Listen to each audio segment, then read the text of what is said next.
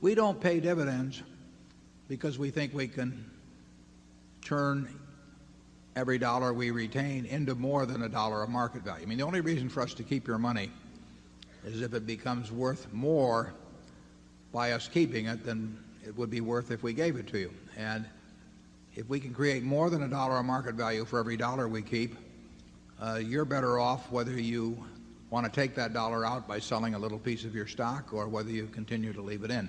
That's the test.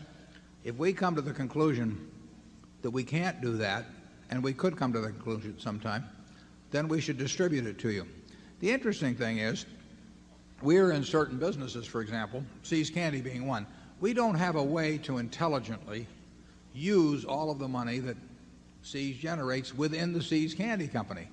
So if See's were a standalone company, it would pay very large dividends. Not because it just had some dividend paying policy. It would be simply because we wouldn't have a way of using, in this case, $30 million a year intelligently in expanding that business. The Buffalo News is the same way. We don't have a way of using money within that specific business intelligently to use the money that it generates. We hope that in the overall Berkshire Hathaway scheme of things, that we can intelligently use the money that the companies in aggregate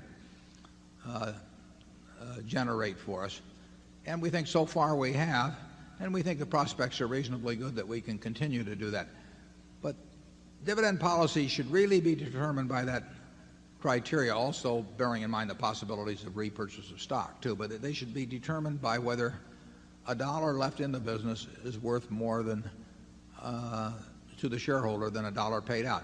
Someplace like Coca-Cola, if Coca-Cola had paid no dividends and simply repurchased shares and developed the bottling system and done the things that they have, the shareholders probably would have been even better off. They've been sensationally well off as it is, but they probably would have been even better off than they have been with the dividend policy they have had. And that's Gillette and Disney and companies of that sort that have got these terrific opportunities to use capital within the business or to repurchase shares of a company that simply can't be replaced. If that usually is the best use of capital, it's probably better than dividends. And one of the major reasons he stated was that Berkshire has never paid a dividend, as we all know, and consequently you had superior utilization of the extra cash. Now, if you extend that reasoning, could it also be a beneficial policy if Coca-Cola and Gillette stopped paying dividends and utilized the cash in other ways?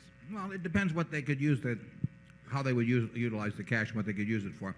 Those are more focused enterprises than Berkshire, at least in terms of products. And I commend managements that have a wonderful business for utilizing cash in those wonderful businesses or in businesses that they understand and will also have wonderful economics, and for getting the rest of the money back to the shareholders. So Coca-Cola, in my book, is doing exactly the right thing with its cash when it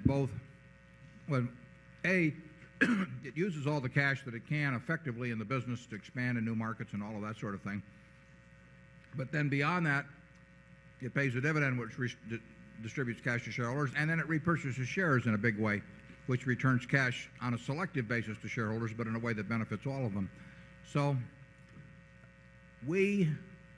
you will benefit from us not paying dividends just as long as we can use every dollar we retain to produce more than a dollar of value and of market value over time. Whether we can continue doing that, how long we can continue doing that, I can't promise you, but that's the yardstick by which the decision is made. And that is the yardstick, I think, by which Coca-Cola is making the decision too, and I think that they deserve great credit for exercising the discipline to quit when using cash when they've run out of the opportunities to use it well, and then to further deploy it advantageously by repurchasing shares.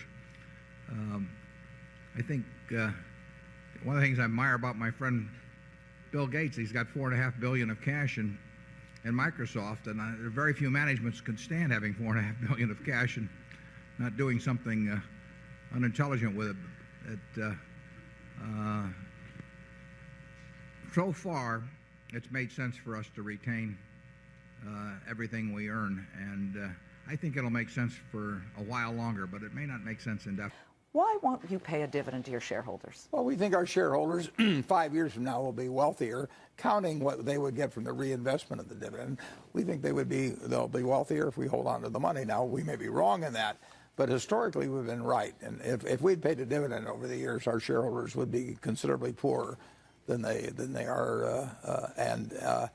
As long as we think we will have the opportunity to invest dollars to create more than $1 of present value, we'll retain the money, and when we don't think we can do that, we'll either repurchase stock or pay dividends. Is there no way you will ever pay a dividend? Oh, someday Berkshire will pay a dividend because it'll get so large that it can't use the money or all of the money that it earns effectively. But we don't think we're at that point, although we're much closer to that point, obviously, than we were 20 years ago.